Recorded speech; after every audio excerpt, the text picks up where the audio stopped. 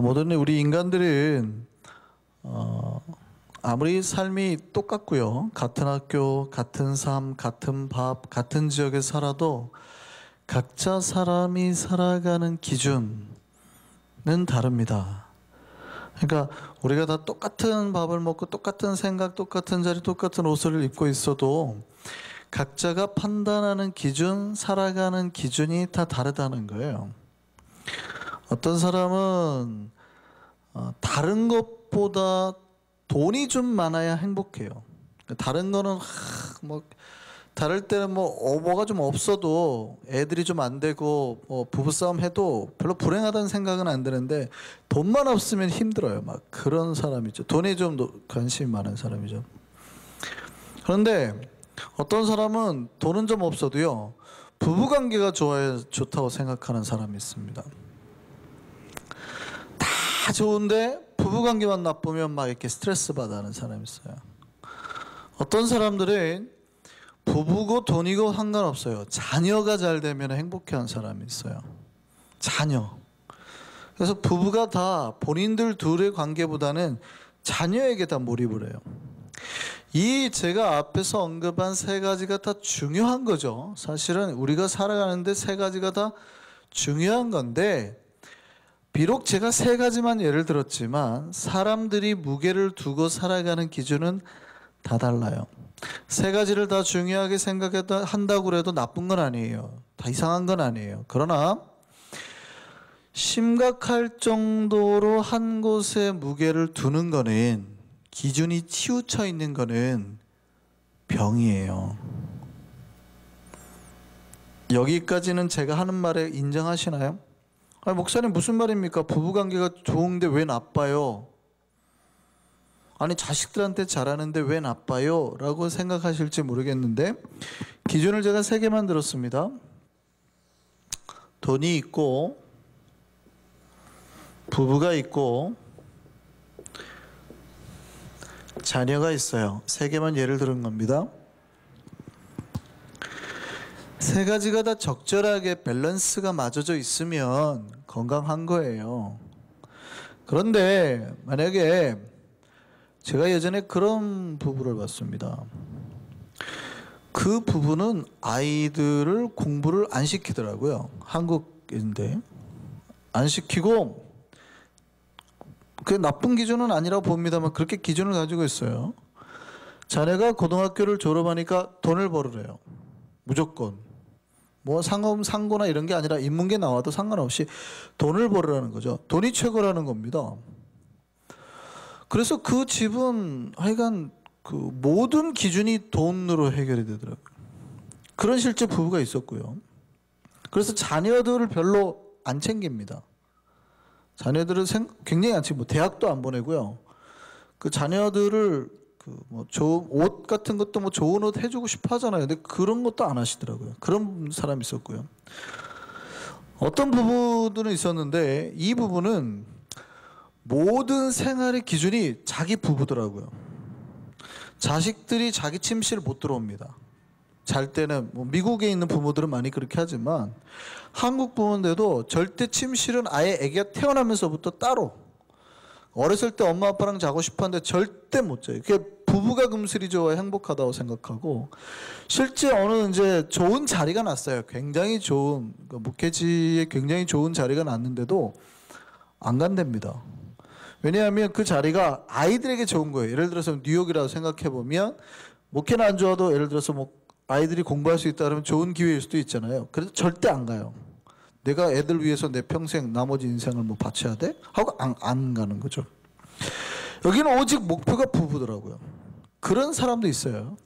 어떤 분들은 돈도 또 부부관계도 필요 없어요. 자식. 한국에 있는 많은 부모들의 유형이 이런 거죠.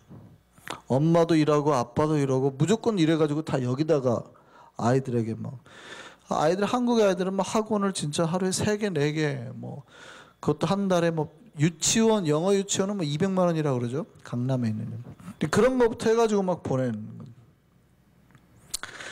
다 중요하게 챙겨야 되는 것들인데, 기준이 심각할 정도로 한 곳에 몰려 있으면 병이 든 거예요.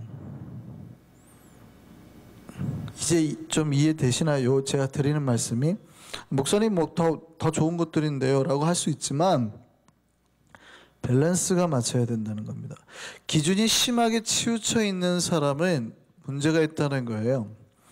돈이 있으면 좋지만 돈 벌기 위해서 부부 사이도 멀어지고 자녀도 무심한 가정이 있다면 문제가 있다는 거죠. 한국의 많은 아버지들이 그런 모습이죠. 또요, 부부 사이만 중요하게 생각해서 다른 거를 포기할 수도 없고 아이들만 챙기는 것도 나쁩니다. 예를 들었는데 사람들은 이렇게 모두가 각자가 생각하는 기준을 가지고 살아갑니다. 그러니까 내가 소중하게 생각하는 어떤 기준이 있어요. 우리가 다 똑같이 살아가는 게 아니라 각자가 다 다른 기준을 가지고 살아갑니다. 그리고 그 기준이 옳다고 생각해요. 옳다고 생각하기 때문에 그렇게 하는 거예요. 그러니까 우리가 그렇게 행동하는 이유는 내가 지금 살아가고 있는 이 행동 패턴이 가장 옳다고 생각하기 때문에 그렇게 행동을 하는 겁니다. 이 기준은 여러 가지죠. 어렸을 때부터 부모나 이런 걸 보고 환경을 통해서 나에게 체득되고 습득된 겁니다. 이게 인간의 내면에 형성되어 있는 여러 원래 가지고 있는 본형의 기준들이에요. 이 모든 것을 통틀어서 이게 다가 인간의 내면 안에 있는 기준이라는 거죠. 이걸 우리는 평생 어렸을 때부터 배우며 살았어요. 부모님을 보고 부모가 자녀한테 하는 거, 돈을 버는 거 뭐 이런 걸 보고 우리 마음속에 이 모든 것이 나에게 각자 기준으로 있어요. 근데 이렇게 살아왔던 사람이 어느 날 예수를 만납니다. 예수를 만나고 교회를 딱 가게 되면 갑자기 우리에게 새로운 기준이 들어오는 거예요. 이게 하나님의 기준이죠. 새로운 기준이 이제 우리에게 들어오는 겁니다. 좋은 신자는 지금까지 내가 중하게 생각했던 여러 기준들보다 하나님이 나에게 준 기준을 더 높게 생각하고 이 기준으로 스위치를 합니다. 바꿔요. 그런데 안 좋은 신자들, 나쁜 신자들은 하나님의 기준이 들어오면 블럭을 세우고 막아버립니다. 왜 나를 강요하는 건데요? 왜 나한테 강요하는 건데요? 난 돈 중요하게 생각해. 나는 가정이 중요하게 생각해. 나는 자녀가 중요하게 생각해. 예를 든 거예요. 나는 내 인생이 중요하게 생각해. 나는 내 사업이 중요하게 생각해. 나는 내 취미생활이 중요하다 생각해. 라고 각자가 중요하게 생각하는 기준으로 하나님의 기준이 들어올 때 다 막아버리는 거예요.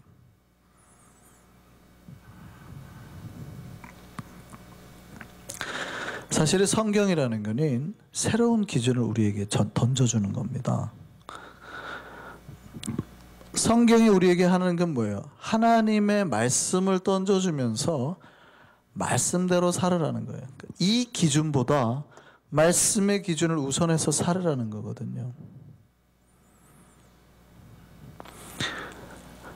근데 많은 신자들이 그럼 신앙생활이 뭡니까? 그러면 우리가 지금까지 배웠던 기준을 내려놓고 하나님의 기준으로 체인지하는 작업, 이게 신앙생활이라는 뜻이거든요. 이게 얼마나 힘들겠어요. 보세요. 돈을 최우선으로 삼는 사람에게 부부 생활을 우선으로 하세요라고 하면 스트레스 받을까요? 안 받을까요? 엄청 받아요.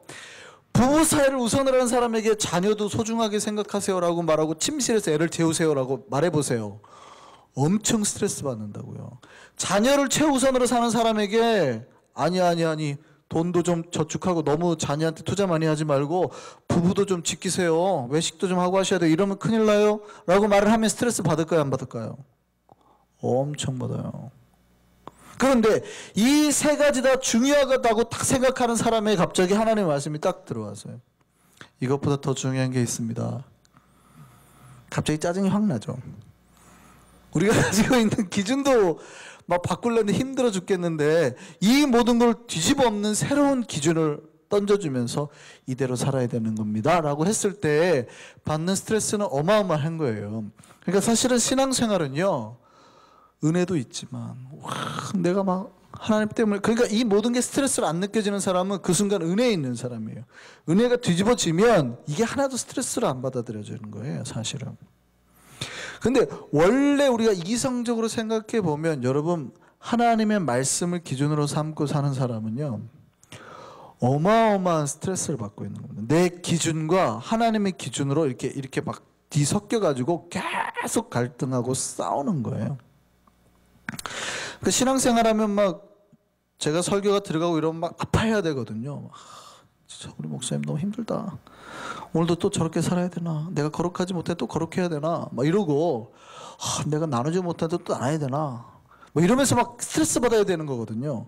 근데 스트레스 받아가지고 지면 퇴보하는 거고, 스트레스 받는데 말씀을 받아들이면 그 뒤에 덮어주는 하나님의 복을 누리게 되는 거예요. 와, 했더니 역시 복 주시네 라면서 이제 물론 회복이 되는 거죠. 어쨌든 그 스트레스와 회복을 경험하면서 우리의 신앙이 성장하는 거거든요. 그런데 많은 신자들이 이게 신앙생활인데 불구하고 기준을 던져주면 두 가지로 합니다. 목사님, 나 들으라고 한 말이죠. 아니, 들으라고 한 말이에요. 들으라고 한 말이지. 그러면 안 들으라고 한 말은 아니잖아요. 들으라고 한 말이지. 그렇게 하신 분은 꽤 건강한 거예요, 사실은. 그런데 정말 안 좋은 거는 뭐냐, 은혜 받고 있어요. 이렇게 다 은혜 받고 있는데 딱 은혜 받은 것처럼 하는데 전혀 마음속에는 목사님 은혜 받았습니다 하고 갔는데 하나도 안 변하시는 분들, 삶이 1년이고 2년이고 3년이고 똑같으신 분들은 진짜 힘들어요. 그분들은 뭐냐면 바로 담벼락을 쌓은 거예요. 내가 신앙생활 몇 년 했는데요, 목사님. 아무리 얘기해 보세요. 내가 뭐 듣나. 여러분들은 진짜 힘듭니다. 정말 안 변하겠다는 거거든요. 왜냐하면 하나님, 내 기준은 내 기준이에요. 절대 기준 강요하지 마세요. 이렇게 가는 거죠. 우리는 각자 가진 기준이 있지만 새로운 기준을 가지고 살아야 됩니다. 여러분, 제가 말씀이라고 했는데 우선 말씀을 내려놓고 한번 볼까요? 자, 돈하고 요 사이에서, 인간과 돈의 사이에서 한번 볼까요? 여러분, 돈이 중요할까요? 사람이 중요할까요? 여러분, 돈이 중요할까요? 사람이 중요할까요? 여러분, 잘 생각하고 말씀하셔야 돼요. 진짜로 돈이 중요해요? 사람이 중요해요? 여러분 재산이 100만 불 있어요. 근데 여러분의 손주가 태어났는데 애기가 희귀병에 걸렸습니다. 태어났다고 하지 말을까요? 뱃속에 있는데 진단을 했는데 희귀병이래요. 나왔다고요. 이 아이가 태어나면 수술비만 해가지고 평생 들어갈 돈이 100만 불이 들어가야 된대요. 우리가 가진 재산을 다 쏟아 부어야 되잖아요. 자, 낳으라 그럴래요? 아니면 그냥 지우라 그럴래요? 여러분 진짜 사람이 귀해요?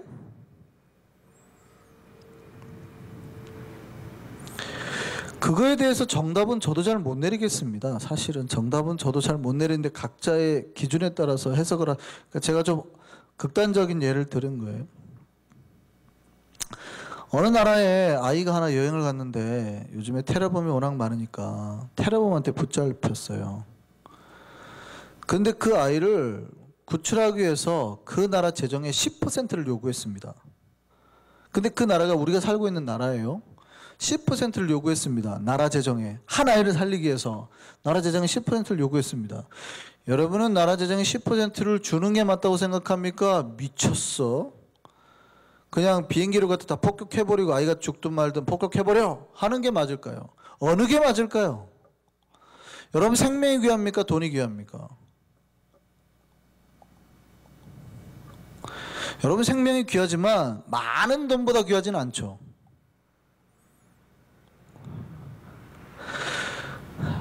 이게 지금 크리스찬의 기준을 제가 묻는 게 아니에요. 세상이 지금 기준을 묻는 거예요. 돈이 귀해요? 사람이 귀해요? 세상 기준에서. 일반적으로는 생명이 돈보다 귀하다는 건 확실하죠. 너무 큰 돈만 아니면. 우리가 100만 불 가지고 있다면 10만 불 정도 우리 아이를 살리는 데 쓰는 것쯤이야 뭐. 그러니까 우리의 삶이라는 건 매일매일 그 기준과 판단, 기준을 가지고 판단해내는 삶이에요. 우리가 어떤 기준을 가지고 있느냐. 실제 한국 2005년 8월 25일 날 한국 그 인천국제공항에서 미국 LA로 오는 비행기가 있었습니다. 비행기가 뜨자마자 10분도 안 돼가지고요. 갑자기 그 안에 있던 아기가 하나가 갑자기 고열이 났어요. 39도로. 그리고 아기가 정신을 잃었습니다. 근데 이제 원주쯤 날아가고 있을 때였는데요.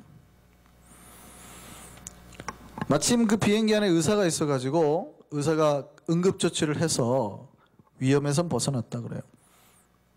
근데 의사가 뭐라 그랬냐면 지금 LA로 가면 이 아이 죽을 수 있습니다. 정말 위험합니다. 빨리 회양해야 됩니다. 라는 진단이 내려졌어요.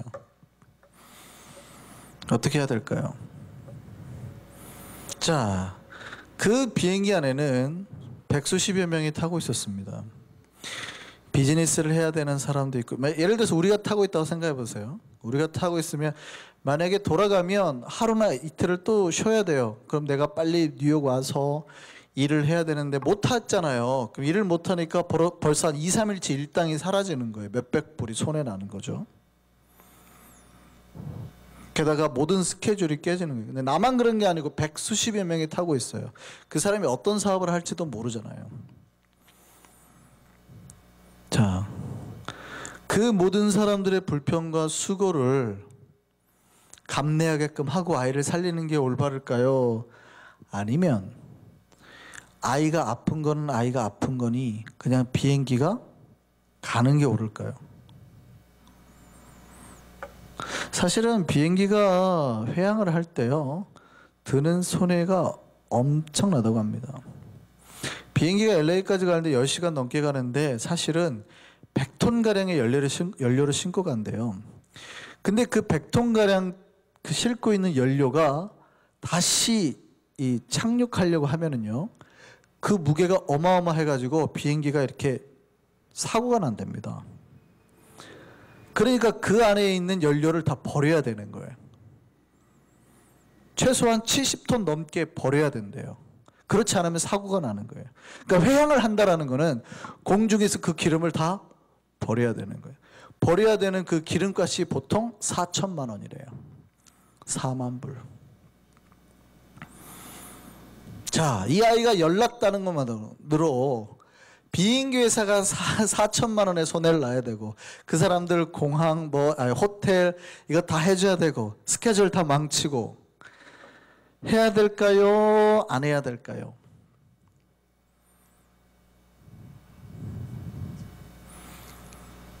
해야 될까요? 이때요, 대한항공 당시 이정훈 수석기장이었대요. 기내 방송을 했답니다. 여러분, 한 아이가 위급해 인천공항으로 돌아갑니다. 여러분의 양해를 부탁 바랍니다. 자, 제가 여러분께 평생 보기 힘든 4천만 원짜리 공중 매직쇼를 보여드리겠습니다. 창밖을 보시기 바랍니다. 사람들이 다 창밖을 보았는데요, 기름 탱키가 열리면서 한꺼번에 하늘에서 기름이 폭포처럼 쏟아졌대요. 무지개가 쫙 4천만 원이 뿌려져 온 거예요. 쫙. 그리고 그 비행기가 돌아갔답니다. 잘한 걸까요? 잘못한 걸까요? 지금 4천만 원만 없어진 게 아니에요. 잘한 걸까요? 잘못한 걸까요? 대답을 안 하시네요. 그러니까 우리는 매일매일의 우리의 일상이라는 게 어떤 기준, 돈이 중요하냐, 사람이 중요하냐 라는 판단의 기준을 가지고 매일매일 살아야 되는 일상이라는 거예요. 그리고 그 기준을 잘 세워진 사람들을 보고 좋은 사람 그렇게 말합니다. 돈을 우선으로 살고 있는 사람이 여러분 집 주변에 살면은 굉장히 힘들 겁니다. 그런데 돈보다는 사람이 우선인 사람이 여러분 집 주변에 살면 행복할 겁니다. 돈 때문에 싸울 일은 별로 없죠. 그러면 우리는 과연 그런 기준을 가지고 사냐는 거죠. 자, 돈이냐 인간이냐의 갈등에서, 이거는 지금 제가 크리스천의 기준을 얘기한 게 아니에요. 일반인들의 기준을 얘기한 거예요. 자, 세상에서도 그러면 돈보다는 어쨌든 사람이 더 귀하다 그러네요. 그러면 하나님이 우리에게 요구하는 기준은 뭘까요? 자, 하나님이 귀할까요? 돈이 귀할까요? 여러분, 하나님이 귀할까요? 돈이 귀할까요?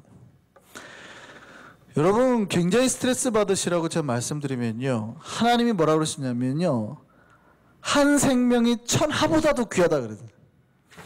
우리는 아까 한 테러리스트에게 아이가 하나 잡힌 것 때문에 나라의 재정의 10%를 쓰자 그러면은 아마 데모를 할 겁니다. 미쳤네 저 대통령, 그럴 겁니다. 그죠? 그런데 예수님은 뭐라고 그랬냐면, 한 생명을 구하기 위해서는 이 지구 전체를 팔아도 안 돼 라고 말하는 거예요. 이게 하나님이 우리에게 던져주는 기준이라는 거거든요. 갑자기 확 스트레스 받지 않으세요? 우리는 지금까지 내가 한 10만 불 정도는 우리 뱃속에 있는 아이를 위해서 살릴 수 있어 라고 생각을 했는데, 하나님이 갑자기 100만 불을 다 쓰라는 거예요.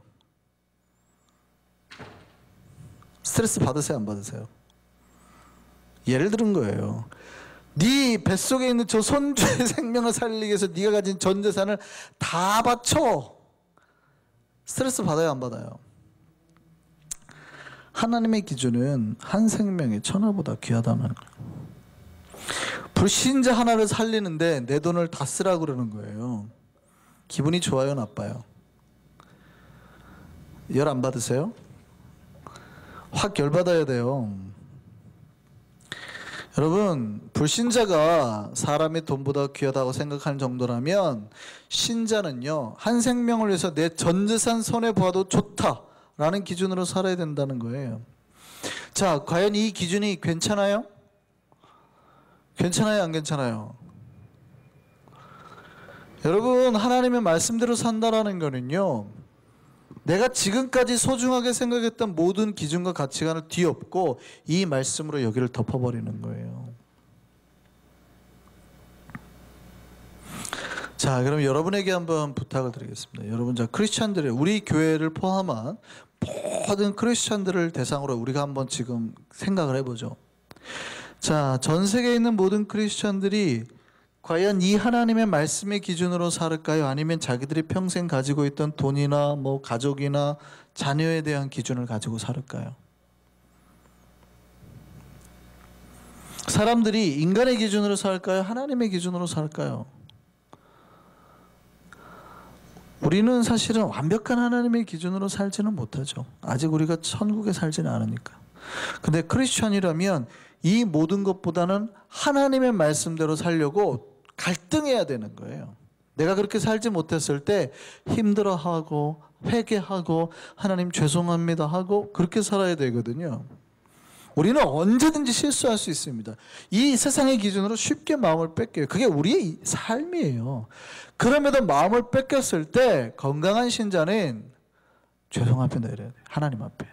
건강한 신자는 우리가 10번이면 그 10번 다 뺏길 수 있거든요. 근데 뺏겼을 때 회개하고 죄송합니다 하면 건강한 신자예요. 근데 화인 맞은 신자는 뺏겼는데 당당한 사람이 있어요. 다 그렇게 사는 거 아니에요? 다?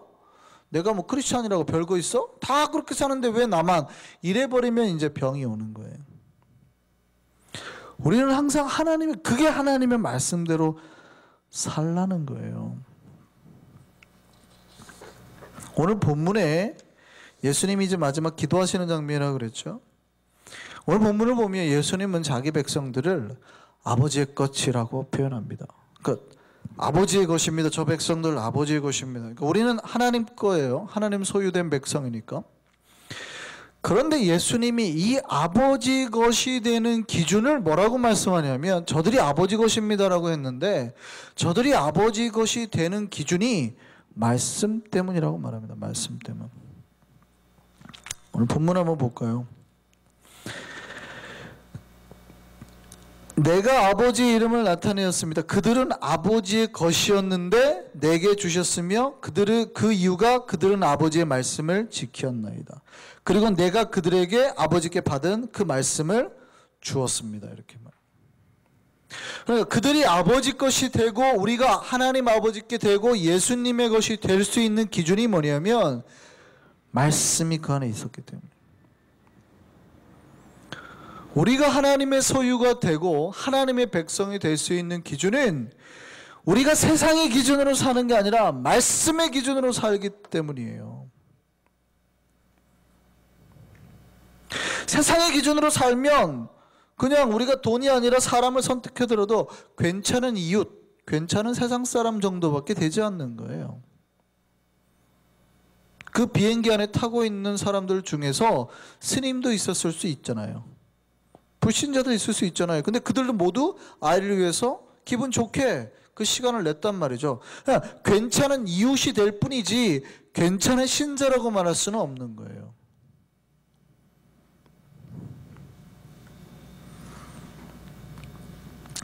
여러분, 괜찮은 신자가 되기 위해서는, 하나님의 기준으로 덮기 위해서는요, 사실은 엄청난 대가가 필요합니다. 그래서 예수 믿는 건 사실은 대가를 지불하는 거예요. 한 목사님의 칼럼에서 제가 인용합니다.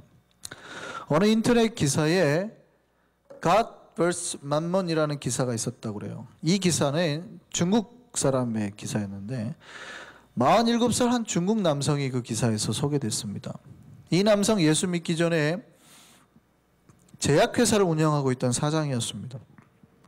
근데 예수를 믿으면서 결단했대요. 여러분, 중국이 얼마나 부정한지 아시나요? 대한민국도 부패지수가 높지만 중국이 일본을 따라가자고 못해요. 일본 따라가자고 하면 포기해버리니까. 그래서 한국을 항상 롤 모델로 삼고 한국을 따라가자 그럽니다.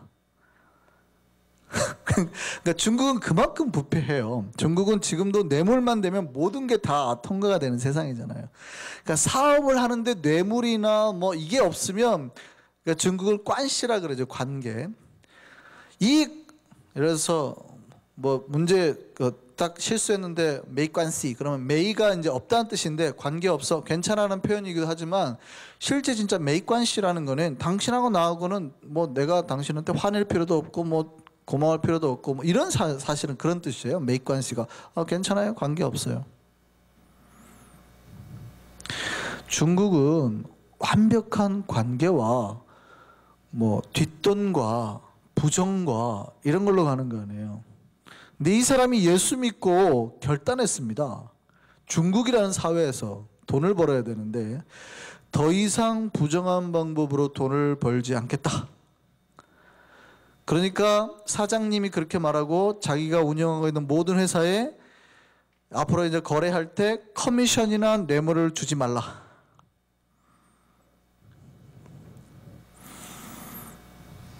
여러분, 중국이라는 나라에서 뇌물 주지 않고 회사 운영 가능할까요? 불가능할까요? 어떻게 됐을까요? 이 사람 망했답니다. 하나님 말씀대로 살려고 하니까 망했답니다. 회사가 점점 쇠락해 가고요, 정말 많은 돈을 포기했대요. 회사를 다른 형태의 비즈니스로 바꿔야만 했대요. 근데 회사를 바꾸면서 주변에서 욕을 그렇게 하더래요. 바보, 멍청이, 지가 얼마나 거룩하다고. 이분이 거기에서 이런 고백을 했답니다. 이거는 정말 저의 인생에 있어서 치명적인 공격이었습니다. 저는 힘든 상황을 뚫고 갈 수 있게 해달라고 계속 하나님께 기도했습니다. 제가 정직한 삶을 계속 살 수 있도록 만든 원동력은 제가 예수님의 가르침을 따르고 있다는 확신 때문이었습니다. 이 사람이 예수님의 말씀을 따르기 위해서 뭘 했다고요? 대가를 감내했다고요. 그 대가가 뭐예요? 상상할 수 없는 돈의 손해였다는 거예요. 중국에서 여러분 사업하면 도대체 돈이 얼마나 되는지 아시죠? 내가 물건 하나를 만들면 13억 명이 사주는 거예요. 나라의 정부에 등록되지 못한 사람까지 하면 대충 16억 명이 사주는 거예요. 미국에서 사업이 대박나는 이유는 미국도 뭘 하나를 아이템을 내면 미국인이 다 사줘버리잖아요. 어마어마한 이 시장이죠. 중국은 훨씬 큰 거예요. 그러니까 이분들이 잃어버린 손해라는 게 어마어마한 거죠. 몇십억이 아니라 몇백억이 아니라 몇천억 손해를 보는 거죠. 예수님 말대로 살다가 여러분 몇천억이 사라졌어요. 그래도 여러분 이런 고백할 수 있을까요? 내가 그래도 예수님을 말씀을 따르고 있다는 확신 하나 때문에 내가 삽니다. 나는 그래도 자존심은 지켰어요. 이런 말이거든요. 나는 말씀대로 살고 있다는 그 은혜 하나로 삽니다. 라는 표현이거든요. 여러분 1,000억을 잃어버렸어요. 그래도 내가 말씀대로 살고 있으니까 나는 행복해요. 이럴까요? 바보 멍청이. 별로 놀라지도 않나 봐요. 여러분의 아들이 사업을 하다가 엄마 나 이제 이 사업 안 해야겠어요. 하나님 말씀대로 살기 너무 힘드네. 연수입이 1,000억인 사업을 포기를 하겠대요. 여러분 믿음 좋은 집사님 권사님 잘했다 아들아. 역시 너는 내 아들이다. 이럴까요? 죽자! 같이 죽자! 우리 저기 허드슨 가서 같이 죽자! 이럴까요? 여러분 하나님 말씀대로 산다라고 하는 거는 어마어마한, 왜냐하면 기준이 다르기 때문에 그래요. 기준이 다르기 때문에. 하나님 믿는다고 하는 건 정말 커다란 대가를 지불하는 겁니다. 그런데 사람들은 예수를 믿으면 그 믿음의 대가로 돈이 온다고 생각을 해요. 사실 정말 안 되잖아요. 우리가 대가로 돈을 지불을 해버리면 하나님의 은혜가 오는 거거든요. 근데 우리는 예수를 믿으면 그 대가로 돈이 온다고 생각을 해요. 이런 정반대의 기준을 가지고 있는 사람들의 특징이 뭡니까? 교회에서 은혜를 받기보다는 교회에서 돈 벌 생각을 해요. 그러니까 큰 교회로 가잖아요. 사업이 잘 되는데 교회 사람들하고 친하게 지내가지고 사업 확장을 하고, 꼭 그렇게 안 하더라도 기도 열심히 해가지고 돈 많이 벌고, 이런 것들이 이루어지면 기도에 대해서 이루어졌다고 생각하는 겁니다. 근데 만약에 하나님이 그 기도를 들어주셨다면 어떻게 될까요? 하나님이 부정하고 틀린 걸 도와준 꼴 되는 거 아니에요? 그런 기도 하나님이 들어줘도 괜찮은 거예요? 우리의 기준은 세상과 돈, 명예가 아니라 오직 말씀이여 함을 기억하시기 바랍니다. 말씀대로 사는 게 힘들어요. 그런데 말씀대로 살면 다 포기하고 다 잃어버릴 것 같은데, 성경의 원리는 항상 그거예요. 다 잃어버릴 것 같은데 아니요. 여러분이 상상할 수 없는 30배, 60배, 100배로 하나님이 갚아주시더라. 이게 성경의 원리예요. 그거를 깨달을 때야 비로소 우리가 말씀을 기준으로 살 수 있어요. 자, 우리 마태복음 7장 말씀 한번 볼까요? 같이 읽습니다. 어떤 사람이 신앙이 좋았대요. 맨날 하나님 예수님한테 주님 주님 했대요. 근데 예수님이 뭐라고 하냐면 나한테 주님 주님 한다고 다 천국 들어가는 거 아니다 그런단 말이죠. 이 사람이 주님 주님 하면서 예수님을 따라다녔으니까 얼마나 신앙이 좋겠어요. 그런데 예수님 뭐라고 그러냐면, 야 주님 주님 한다고 다 천국 들어가는 게 아니라 다만 just예요. 그냥 하늘에 계신 내 아버지의 그 뜻, 그 말씀대로 행하는 자가 천국 들어가는 거야 이러는 거예요. 그날에 많은 사람이 나한테 와서 변명할 거다. 주님, 우리가 주님의 이름으로 선지자 노릇했습니다. 선지자니까 뭐예요? 하나님 말씀을 가르쳤다는 뜻 아니에요. 우리가 얼마나 하나님 말씀 가르쳤는 줄 아세요? 말씀을 가르치고 기준을 가르치고, 또요 능력도 그러니까 능력이 일어나니까 헷갈리는 거예요. 아니 그 예수의 이름으로 기도하니까 막 역사들이 나타나는 거죠. 능력도 나타내고 귀신도 쫓아내고 이랬단 말이죠. 그런데 그 안에 기준이 박혀 있지 않으면, 하나님의 말씀의 뜻대로 살지 않으면, 이 모든 내 안의 욕망들을 말씀으로 덮어버리지 않으면, 예수님이 나중에 뭐라고 한대요? 우리가 열심히 신앙생활을 할 때 그 욕망을 바라고 내가 예수 잘 믿으면 돈이 생길 거야, 건강이 생길 거야, 이러고 신앙생활을 하시는 사람한테 예수님이 마지막에 뭐라고 그런대요? 그때 내가 그들에게 밝히 말하되 내가 너희를 도무지 알지 못하니 불법을 행하는 자들아 내게서 떠나가라. 불법이 뭐예요? 하나님의 말씀의 이 법을 지키지 않는 자들. 불법이라는 게 그거거든요. 이 하나님의 말씀을 지키지 않는 자들 내게서 떠나가라. 24절부터 볼까요? 그러므로 누구든지 나의 이 말을 듣고 말씀을 듣고 행하는 자가 지혜로운 자라는 거예요. 보통 때는 모른대요. 말씀을 안 듣는 사람도 사실은 그냥 보통 때는 사라진대요. 보세요. 보통 때는 집 짓고 잘 사라져요. 잘 되는 것 같아요. 언제? 시험에 드는 날, 한 번 막 홍수가 밀려오는 시험에 들어요. 비가 내리고 창수가 나고 바람이 불어 그 집에 부딪히는 그때에야 아하, 내가 말씀대로 안 살고 집을 잘못 지었구나. 아이고, 반석 위에 집질할 때 지을 걸. 그때 그런다는 거예요. 시험 들면.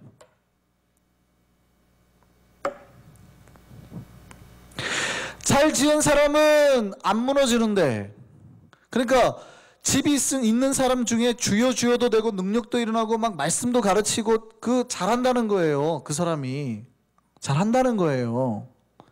모래 위에 집을 지은 사람도. 그런데 어떻게 된다는 거예요? 이 말씀대로 안 살면 요것만 또 교회 와가지고도 요것만 쫓아다니는 사람들은 결국 비가 내리고 창수가 나고 바람이 불면 쓸려 내려가게 되어 있다는 거예요. 여러분, 신자라는 사람은 우리가 저 사람이 진짜 신자인지 아닌지 주여라는 걸로 알 수 있는 게 아닙니다. 그 삶의 기준이 하나님인 거예요. 그의 삶의 기준이 말씀인 사람입니다. 그 말씀대로 살려고 행하고 노력하는 자예요. 그 사람이 천국 가는 거고 그 사람이 하나님의 것이에요. 그러면 여러분, 우리가 행한다고 해서 다 행합니까? 하나님 말씀대로 다 산다는 얘기를 하는 거예요? 아니라니까요. 우리는 계속 무너지고 쓰러지고 말씀대로 못 따라서 울고 회개하는 거예요. 그게 정상적인 신자의 삶이에요. 완벽해야 된다는 표현이 아니에요. 절대 성경은. 근데 자기가 그렇게 살고 있지 못하면서도 괜찮다고 하는 사람들, 주여 우리가 언제, 항상 표현이 그래요. 주여 우리가 언제 그럽니까?